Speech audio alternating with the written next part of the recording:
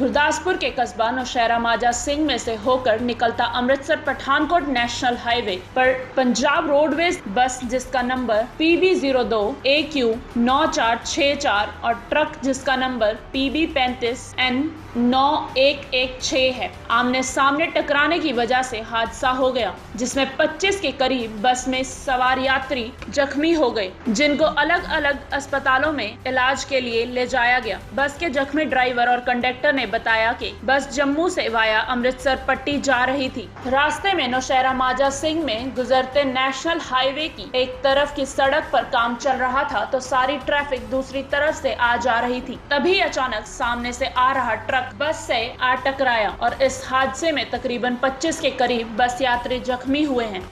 मैं पंजाब रोड पट्टी डिपो का कनेक्टर हाँ, जिहड़ा कि जम्मू तो गड्डी अमर पट्टी जानी सी वाया अमृतसर हो गई।